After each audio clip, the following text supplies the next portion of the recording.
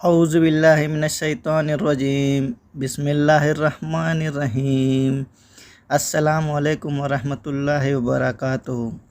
میں ہوں حنیف خان اور آپ دیکھ رہے ہیں میرا channel AH5 education and truth. Video کو شروع کرنے سے پہلے چینل کو سبسکرائب بھی کر لیں اور بیل نوٹیفیکیشن بھی آن کر دیں تاکہ ہر آنے والی نئی ویڈیو آپ تک پہنچ سکے۔ تو چلیں ویڈیو شروع کرتے ہیں۔ سیرت نگاروں کے نزدیک سیدہ فاطمہ رضی اللہ عنہا کی تاریخ ولادت میں اختلاف پایا جاتا ہے۔ ایک روایت ہے کہ نبوت کے پہلے سال پیدا ہوئیں۔ ابن اسحاق سیرت نگار نے لکھا ہے کہ ابراہیم کے سوا آپ صلی اللہ علیہ وسلم کی تمام اولاد قبل از نبوت پیدا ہوئی۔ ابن جوزی نے لکھا ہے کہ بعثت سے 5 برس پہلے خانہ کعبہ کی تعمیر ہو رہی تھی کہ سیدہ فاطمہ رضی اللہ عنہا پیدا ہوئیں۔ بعض روایتوں میں ہے کہ نبوت سے تقریباً 1 سال پہلے پیدا ہوئیں۔ اس میں گرامی فاطمہ اور لقب زہرا ہے۔ ان کی تربیت بھی نبی کریم صلی اللہ علیہ وسلم اور سیدہ خدیجہ رضی اللہ عنہا کی زیر نگرانی ہوئی۔ صحیح مسلم کی ایک روایت میں ہے کہ سیدہ فاطمہ کی چال ڈھال رسول اللہ صلی اللہ علیہ وسلم سے بالکل مشابہ تھی۔ صرف یہی نہیں بلکہ اٹھتے بیٹھتے اور ہر بات میں سیدہ فاطمہ سے زیادہ آپ کے مشابہ کسی کو نہیں دیکھا گیا۔ آپ کی بات چیت کرنے کا انداز اور لب و لہجہ بھی آپ صلی اللہ علیہ وسلم سے ملتا جلتا تھا۔ صحیح بخاری کی ایک روایت کے مطابق سیدنا عبداللہ بن مسعود فرماتے ہیں، ایک بار نبی صلی اللہ علیہ وسلم کعبے میں نماز پڑھ رہے تھے۔ قریش کے چند شریر لوگوں نے شرارت کی۔ جب آپ سجدے میں گئے تو اونٹ کی اوجھڑی آپ کی کمر مبارک پر رکھ دی۔ آپ سجدے کی حالت ہی میں رہے۔ آپ کی اس حالت پر قریش کے شریر خوش ہو رہے تھے کہ سیدہ فاطمہ کو اطلاع ملی۔ آپ کا بچپن تھا، فوراً وہاں پہنچی، اس بوجھ کو آپ کی کمر پر سے اتارا اور ناراضی کا اظہار فرمایا۔ آپ نماز سے فارغ ہوئے تو ان بدطینتوں کے حق میں بد دعا فرمائی، وہ قبول ہوئی اور ان میں سے بیشتر غزوہ بدر میں مارے گئے۔ پھر مدینے کی طرف ہجرت ہوئی۔ نبی کریم صلی اللہ علیہ وسلم نے پہلے خود ہجرت فرمائی، اپنے گھر کے افراد کو بعد میں مدینے بلوایا۔ 2 ہجری میں غزوہ بدر پیش آیا۔ اس سے فارغ ہونے کے بعد آپ نے سیدہ فاطمہ رضی اللہ عنہا کے نکاح کا ارادہ فرمایا۔ سیدہ فاطمہ کے ساتھ سب سے پہلے نکاح کی درخواست سیدنا ابو بکر نے کی، پھر ان کے بعد سیدنا عمر نے کی تھی، لیکن نبی صلی اللہ علیہ وسلم نے کچھ جواب نہ دیا۔ علی رضی اللہ عنہ نے خواہش کا اظہار کیا کہ نبی کریم صلی اللہ علیہ وسلم انہیں اپنی دامادی کا شرف عطا فرما دیں، تو نبی صلی اللہ علیہ وسلم نے ان سے دریافت فرمایا، تمہارے پاس مہر کے لیے کوئی چیز ہے؟ سیدنا علی رضی اللہ عنہ نے عرض کیا، اور تو کوئی چیز نہیں، صرف ایک سواری اور ایک زرہ ہے۔ نبی صلی اللہ علیہ وسلم نے فرمایا، گھوڑا تو لڑائی کے لیے ضروری ہے، زرہ فروخت کر ڈالو۔ وہ زرہ سیدنا عثمان نے 480 درہم کی عوض خریدی۔ اس موقع پر نبی صلی اللہ علیہ وسلم نے ارشاد فرمایا، اس رقم میں سے خوشبو بھی خریدی جائے۔ اگر سیدہ فاطمہ کا سال ولادت نبوت کا پہلا سال تسلیم کر لیا جائے تو سیدہ فاطمہ کی عمر جب 15 سال 5.5 ماہ کی ہوئی تو 2 ہجری میں نبی صلی اللہ علیہ وسلم نے سیدنا علی رضی اللہ عنہ کے ساتھ ان کا نکاح کر دیا۔ اس وقت سیدنا علی کی عمر 21 برس 5 مہینے تھی۔ عمروں کے معاملے میں اختلاف پایا جاتا ہے۔ نکاح کے بعد رسم عروسی کا وقت آیا تو نبی کریم صلی اللہ علیہ وسلم نے سیدنا علی سے کہا کہ ایک مکان لے لیں۔ چنانچہ حارث بن نعمان کا مکان حاصل کیا گیا اور سیدنا علی نے سیدنا فاطمہ کے ساتھ اس میں قیام کیا۔ شادی کے موقع پر نبی کریم صلی اللہ علیہ وسلم نے اپنی بیٹی کے جہیز کے لیے جو سامان تیار کیا اس کی تفصیل یہ ہے: 1 پلنگ اور 1 بستر دیا، اصابہ میں لکھا ہے کہ ایک چادر، 2 چکیاں اور ایک مشق بھی دی، اور یہ عجیب اتفاق ہے کہ یہی 2 چیزیں عمر بھر ان کی رفیق رہی۔ سرور انبیاء کی سب سے چھوٹی اور چہیتی بیٹی کی ضروریات زندگی کو پورا کرنے کے لیے گویا کل سامان یہی تھا۔ یہ چیزیں زبان حال سے پکار پکار کر دنیا والوں سے کہہ رہی تھیں، دنیا والوں، اصل چیز تو فکر آخرت ہے، نہ کہ عیش و عشرت کے سامان۔ یہ زندگی بھی عارضی ہے اور دنیا کی ہر چیز بھی، اصل عیش تو آخرت کی عیش ہے۔ یہ ابتدائی مراحل طے ہو گئے تو نبی صلی اللہ علیہ وسلم نے سیدہ فاطمہ رضی اللہ عنہا کا نکاح سیدنا علی رضی اللہ عنہ سے کر دیا۔ 400 درہم مہر مقرر فرمایا۔ اس نکاح میں سیدنا ابو بکر صدیق، سیدنا عمر فاروق اور سیدنا عثمان غنی رضی اللہ عنہم شریک تھے، اور یہ حضرات اس نکاح کے گواہ تھے۔ نکاح کی یہ تقریب سادگی کا اعلیٰ نمونہ تھی، اس میں کسی قسم کا کوئی تکلف نہیں برتا گیا۔ نکاح کے بعد سیدہ فاطمہ رضی اللہ عنہا کو سیدہ ام ایمن کے ساتھ سیدنا علی کے گھر روانہ فرمایا۔ سیدہ فاطمہ پیدل چل کر وہاں گئیں، کوئی ڈولی اور سواری وغیرہ نہیں تھی۔ نبی صلی اللہ علیہ وسلم نے خانگی معاملات اس طرح تقسیم فرمائے کہ سیدہ فاطمہ رضی اللہ عنہا اندرون خانہ سارا کام انجام دیں گی اور علی المرتضیٰ بیرون خانہ تمام کام انجام دیں گے۔ اس سلسلے میں مشہور واقعہ ہے کہ ایک مرتبہ فتوحات کے بعد کچھ غلام نبی صلی اللہ علیہ وسلم کے پاس آئے تو سیدنا علی نے سیدہ فاطمہ کو مشورہ دیا کہ وہ نبی کریم صلی اللہ علیہ وسلم کی خدمت میں حاضر ہو کر ایک غلام مانگ لے تاکہ وہ گھر کے کام کاج کر دیا کرے۔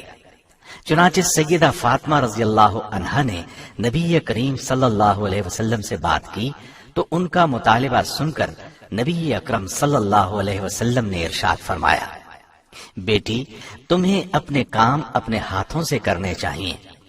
میں تمہیں ایک وظیفہ بتائے دیتا ہوں۔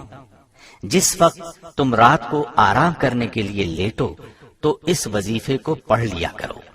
33 بار سبحان اللہ، 33 بار الحمدللہ اور 34 بار اللہ اکبر۔ یہ 100 کلمات ہیں اور تمہارے لیے خادم سے بہتر ہیں۔ اس پر سیدہ فاطمہ رضی اللہ عنہا نے فرمایا، میں اللہ اور اللہ کے رسول سے راضی ہوں۔ یہ گویا پوری امت کی عورتوں کے لیے ایک سبق تھا، ایک نمونہ تھا۔ یہ واقعہ ابتدائے اسلام کا ہے۔ بعد میں حالات بہتر ہونے پر نبی صلی اللہ علیہ وسلم نے انہیں ایک غلام عطا فرما دیا تھا۔ غزوہ احد میں جہاں دوسری خواتین نے مشکل حالات میں کام کیا، سیدہ فاطمہ رضی اللہ عنہا بھی پیچھے نہ رہی۔ نبی صلی اللہ علیہ وسلم کے دندان مبارک شہید ہو گئے تھے۔ سیدنا علی پانی لائے، سیدہ فاطمہ نے آپ کے زخموں کو صاف کیا، روئی جلا کر اس کی راکھ زخم پر ڈالی جس سے خون رک گیا۔ سیدہ عائشہ رضی اللہ عنہا فرماتی ہیں کہ سیدہ فاطمہ رضی اللہ عنہا نبی اکرم صلی اللہ علیہ وسلم سے ملاقات کے لیے تشریف لاتی تو اللہ کے رسول صلی اللہ علیہ وسلم اٹھ کر کھڑے ہو جاتے یا پیار کرنے کے لیے ہاتھ پکڑ لیتے، بوسہ دیتے اور اپنے بیٹھنے کے مقام پر انہیں بٹھاتے۔ اس طرح جب نبی کریم صلی اللہ علیہ وسلم سیدہ فاطمہ کے ہاں تشریف لے جاتے تو سیدہ فاطمہ احتراماً کھڑی ہو جاتی، آپ کے دست مبارک کو چوم لیتی اور اپنی نشست پر آپ کو بٹھاتی۔ ایک بار سیدہ فاطمہ رضی اللہ عنہا نے نبی کریم صلی اللہ علیہ وسلم کو کھانے کی دعوت دی۔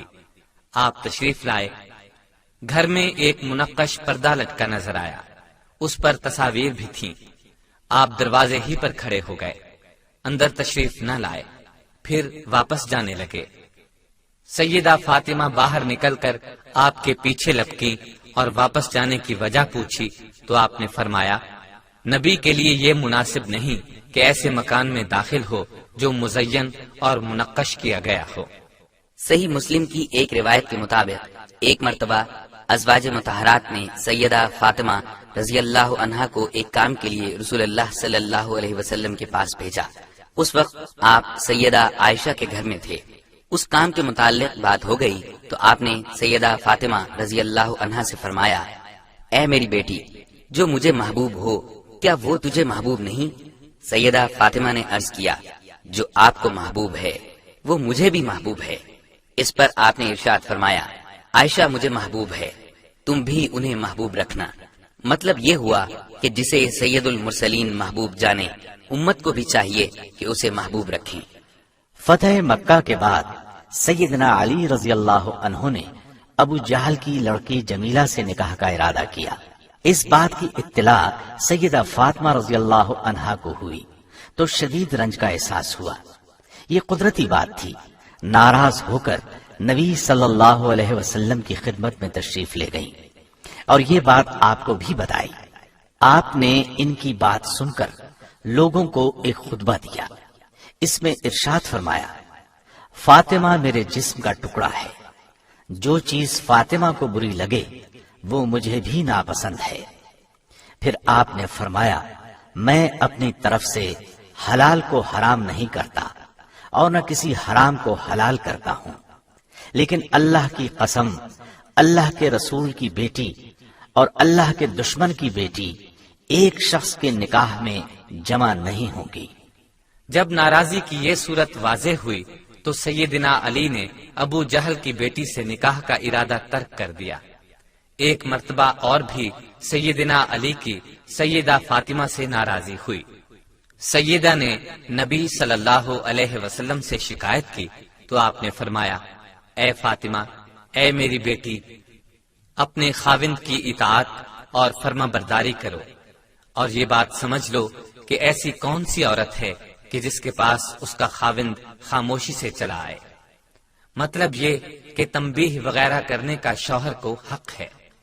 ایک بار رسول اللہ صلی اللہ علیہ وسلم نے سیدہ فاطمہ اور سیدہ صفیہ رضی اللہ عنہما سے ارشاد فرمایا، اے فاطمہ، اے صفیہ، تم میرے مال میں سے جتنا چاہو لے لو، میں اللہ کے حضور تمہارے کچھ کام نہیں آؤں گا اور نہ میں تمہیں اللہ کے عذاب ہی سے بچا سکوں گا۔ مطلب یہ تھا کہ قیامت کے دن اپنے اپنے اعمال کام آئیں گے، حساب کتاب ہر ایک کا ہوگا، لہذا عمل لازمی ہے۔ حسب و نسب پر انحصار کر کے عمل میں کوتاہی کرنا درست نہیں۔ اس مقام پر شفاعت کی نفی ہرگز نہیں ہے۔ شفاعت اپنے مقام پر اللہ تعالی کی اجازت سے ہوگی۔ نبی کریم صلی اللہ علیہ وسلم کے آخری ایام میں ایک واقعہ پیش آیا۔ سیدہ عائشہ صدیقہ رضی اللہ عنہا فرماتی ہیں کہ ایک روز سردار دو عالم صلی اللہ علیہ وسلم گھر میں تشریف رکھتے تھے۔ ہم آپ کے پاس موجود تھیں کہ سیدہ فاطمہ رضی اللہ عنہا تشریف لائیں۔ اس وقت نبی اقدس صلی اللہ علیہ وسلم کی اولاد میں سے بس سیدہ فاطمہ ہی زندہ تھیں، باقی تمام اولاد فوت ہو چکی تھی۔ آپ نے سیدہ کو آتے دیکھا تو مرحبا فرمایا، انہیں اپنے پاس بٹھایا، پھر آپ نے ان کے کان میں کوئی بات فرمائی۔ وہ بات سن کر سیدہ فاطمہ بے ساختہ رونے لگیں۔ جب آپ نے ان کی غمگینی دیکھی تو کان میں دوبارہ کچھ کہا۔ اس بار بات سن کر وہ ہنسنے لگی۔ جب نبی کریم صلی اللہ علیہ وسلم اس مجلس سے تشریف لے گئے تو میں نے سیدہ فاطمہ سے پہلے رونے پھر ہنسنے کا سبب پوچھا۔ اس پر انہوں نے فرمایا، نبی کریم صلی اللہ علیہ وسلم کا راز ظاہر کرنا مجھے پسند نہیں۔ پھر جب نبی صلی اللہ علیہ وسلم کا انتقال ہو گیا تو میں نے فاطمہ سے کہا، اب تم مجھے وہ بات بتا دیں۔ اس وقت انہوں نے بتایا کہ پہلی مرتبہ نبی کریم صلی اللہ علیہ وسلم نے میرے کان میں کہا تھا کہ اے فاطمہ، جبریل امین ہر سال ایک مرتبہ آ کر قرآن مجید مجھے سناتے اور مجھ سے سنتے رہے ہیں۔ اس سال انہوں نے مجھے 2 بار قرآن سنایا اور مجھ سے 2 بار قرآن سنا۔ اس سے میں یہ خیال کرتا ہوں کہ میری وفات قریب آ گئی ہے۔ اللہ سے خوف کھانا اور صبر کرنا۔ میں آپ کی یہ بات سن کر رونے لگی۔ آپ نے میری گھبراہٹ اور پریشانی دیکھی تو پھر میرے کان میں فرمایا، اے فاطمہ، کیا تمہیں یہ بات پسند نہیں کہ تم اہل جنت کی عورتوں کی سردار ہو؟ بعض دوسری روایات میں آتا ہے کہ آپ نے مجھے خبر دی کہ میں اس مرض میں ہی اللہ کی طرف رحلت کر جاؤں گا، سو میں رونے لگی۔ پھر آپ نے فرمایا میرے اہل بیت میں سب سے پہلے تم مجھ سے ملو گی۔ یہ سن کر میں خوش ہو گئی۔ نبی صلی اللہ علیہ وسلم کی بیماری جب بڑھ گئی تو سیدہ فاطمہ رضی اللہ عنہا کے منہ سے یہ الفاظ نکلے، افسوس میرے والد کی تکلیف۔ اس پر نبی کریم صلی اللہ علیہ وسلم نے ارشاد فرمایا، آج کے بعد تمہارے والد پر کوئی تکلیف نہیں۔ پھر آپ وفات پا گئے۔ انا للہ و انا الیہ راجعون۔ نبی صلی اللہ علیہ وسلم نے آخری اوقات میں سیدہ فاطمہ کو بہت سی وصیتیں فرمائیں۔ ان میں سے ایک یہ تھی، میری وفات پر کسی قسم کا ماتم نہ کرنا، چہرے کو نہ پیٹنا، بال نہ نوچنا، نوحہ نہ کرنا، نہ نوحہ کرنے والیوں کو بلانا۔ نبی صلی اللہ علیہ وسلم کی وفات کے بعد کی زندگی اگرچہ سیدہ فاطمہ رضی اللہ عنہا کے لیے مشکلات سے پر تھی، تاہم آپ نے صبر اور استقامت سے کام لیا۔ نبی صلی اللہ علیہ وسلم کے بعد ابو بکر صدیق رضی اللہ عنہ خلیفہ مقرر ہوئے۔ ان حالات میں سیدہ فاطمہ کی طرف سے مال غنیمت میں سے فدق کے متعلق مالی حقوق کا ایک مطالبہ سیدنا ابو بکر صدیق رضی اللہ عنہ کی خدمت میں پیش ہوا۔ مال غنیمت اور مال فے کی یہاں وضاحت کیے دیتے ہیں۔ مال غنیمت اس مال کو کہا جاتا ہے جو لڑائی کے بعد ہاتھ لگے، اور مال فے وہ ہوتا ہے جو لڑائی کے بغیر ہاتھ لگے۔ فدق کی آمدنی اسی مال فے میں سے تھی۔ نبی اکرم صلی اللہ علیہ وسلم کے زمانے میں سیدہ فاطمہ اور دوسرے رشتہ داروں کو اس مال فے میں سے حصہ ملتا تھا۔ آپ صلی اللہ علیہ وسلم کی وفات کے بعد سیدہ فاطمہ نے یہ مطالبہ پیش کیا کہ وہ مال فے جس میں سے ہمیں حصہ ملتا رہا، اب وہ ہمیں بطور میراث کے مل جانا چاہیے، یعنی اب ہم اس کے وارث ہیں۔ سیدہ فاطمہ رضی اللہ عنہا کے اس مطالبے کے جواب میں ابو بکر صدیق رضی اللہ عنہ نے فرمایا، اس بارے میں نبی صلی اللہ علیہ وسلم کا واضح ارشاد ہے، ہم انبیاء کی جماعت ہیں، ہماری وراثت نہیں چلتی، بلکہ جو کچھ ہم چھوڑ جائیں وہ صدقہ ہوتا ہے اور اللہ کی راہ میں مسلمانوں کے لیے وقف ہوتا ہے۔ البتہ مال فے میں سے جو حصہ نبی صلی اللہ علیہ وسلم کے زمانے میں آپ لوگوں کو دیا جاتا تھا وہ بدستور دیا جاتا رہے گا۔ مطلب یہ تھا کہ وہ حصہ تو آپ کو اسی طرح ملتا رہے گا، لیکن اس جاگیر کو نبی کریم صلی اللہ علیہ وسلم کی وراثت میں نہیں دیا جا سکتا، اس لیے کہ فرمان نبوی یہی ہے۔ اس تسلی بخش جواب پر سیدہ فاطمہ خاموش ہو گئیں۔ پھر تمام زندگی انہوں نے یہ مطالبہ پیش نہیں کیا۔ اب کچھ لوگوں کا یہ کہنا کہ ابو بکر صدیق رضی اللہ عنہ نے سیدہ فاطمہ کا حق غصب کر لیا تھا، کسی طرح بھی درست نہیں۔ سیدنا ابو بکر کے جواب سے مطمئن ہونے کے بعد سیدہ فاطمہ نے اس بات کا کچھ بھی ملال باقی نہیں رکھا، اور سیدنا ابو بکر صدیق رضی اللہ عنہ سے ان کے تعلقات خوشگوار تھے۔ سیدہ فاطمہ نبی کریم صلی اللہ علیہ وسلم کی وفات کے بعد نہایت مغموم رہا کرتی تھی۔ اپنی زندگی کے یہ دن انہوں نے نہایت صبر و تحمل سے بسر کیے۔ پھر یہ بیمار رہنے لگی۔ اس وقت ان کی عمر 28 یا 29 سال تھی۔ صدیق اکبر رضی اللہ عنہ کی زوجہ محترمہ اسماء بنت امیس رضی اللہ عنہا ان کی تیمار داری کیا کرتی۔ اس دوران میں سیدنا ابو بکر اور سیدنا عمر رضی اللہ عنہما برابر ان کی بیمار پرسی کرتے رہے۔ نبی کریم صلی اللہ علیہ وسلم کی وفات کے بعد صرف 6 ماہ زندہ رہیں، پھر چند روز بیمار رہیں۔ آخر 3 رمضان المبارک 11 ہجری منگل کی شب میں انتقال کر گئیں۔ انا للہ و انا الیہ راجعون۔ سیدہ فاطمہ نبی صلی اللہ علیہ وسلم کی آخری اولاد تھیں۔ وفات سے پہلے انہوں نے اپنے خامن سیدنا علی رضی اللہ عنہ کو وصیت فرمائی۔ اس وصیت کے الفاظ یہ تھے، میرے بعد آپ امامہ رضی اللہ عنہا سے شادی کر لیجیے گا۔ امامہ ان کی بڑی بہن سیدہ زینب رضی اللہ عنہا کی صاحبزادی تھی، گویا سیدہ کی سگی بھانجی تھی۔ چنانچہ سیدہ فاطمہ کی وفات کے بعد سیدنا علی نے امامہ سے نکاح کیا۔ سیدہ فاطمہ رضی اللہ عنہا کے انتقال نے ایک بار پھر غم کی لہر دوڑا دی۔ نبی صلی اللہ علیہ وسلم کی جدائی کا غم پھر سے تازہ کر دیا۔ صحابہ کرام کے رنج و غم کی انتہا نہ رہی۔ سیدہ فاطمہ کا انتقال مغرب اور عشاء کے درمیان ہوا۔ انہوں نے ابو بکر صدیق کی زوجہ محترمہ کو وصیت کی تھی کہ وہ انہیں غسل دیں۔ چنانچہ اسماء بنت امیس رضی اللہ عنہا نے ان کے غسل کا انتظام فرمایا۔ غسل اور کفن کے بعد جنازے کا مسئلہ پیش آیا۔ اس موقع پر خلیفہ اول سیدنا ابو بکر صدیق، سیدنا عمر فاروق اور دیگر اصحاب رضی اللہ عنہم جو اس موقع پر موجود تھے تشریف لائے۔ سیدنا علی المرتضیٰ کو دیکھ کر ابو بکر صدیق رضی اللہ عنہ نے ان سے فرمایا، آپ آگے تشریف لائیں اور جنازہ پڑھائیں۔ اس پر سیدنا علی رضی اللہ عنہ نے جواب میں فرمایا، آپ خلیفۃ الرسول ہیں، آپ کی موجودگی میں میں جنازہ کیسے پڑھا سکتا ہوں؟ جنازہ پڑھانا آپ ہی کا حق ہے، آگے تشریف لائیں اور جنازہ پڑھائیں۔ چنانچہ سیدنا ابو بکر صدیق رضی اللہ عنہ نے نماز جنازہ پڑھائی۔ نماز جنازہ کے بعد سیدہ فاطمہ رضی اللہ عنہا کو جنت البقیع میں دفن کیا گیا۔ سیدہ فاطمہ سیدنا علی کی پہلی زوجہ محترمہ تھیں۔ ان کی زندگی میں سیدنا علی نے دوسری شادی نہیں کی۔ سیدہ فاطمہ کے ہاں 5 بچے پیدا ہوئے، حسن، حسین، محسن، ام کلثوم اور زینب رضی اللہ عنہم۔ محسن کا بچپن ہی میں انتقال ہو گیا تھا۔ یہاں یہ بات بھی قابل غور ہے کہ سیدہ نے اپنی صاحبزادیوں کے نام اپنی بڑی بہنوں کے نام پر رکھے۔ ام کلثوم کا نکاح سیدنا عمر بن خطاب سے 17 ہجری میں ہوا، جبکہ سیدہ زینب کا نکاح عبداللہ بن جعفر طیار سے ہوا۔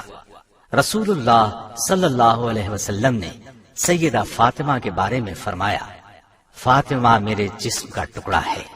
نیز آپ نے فرمایا، فاطمہ جنتی عورتوں کی سردار ہوگی۔ ایک روایت کے الفاظ یہ ہیں، جس نے فاطمہ کو ناراض کیا اس نے مجھے ناراض کیا۔ ایک روایت میں ہے، جو چیز اسے رنج میں مبتلا کرتی ہے وہ مجھے رنج میں مبتلا کرتی ہے، جو چیز اسے ایذا دیتی ہے وہ مجھے بھی ایذا دیتی ہے۔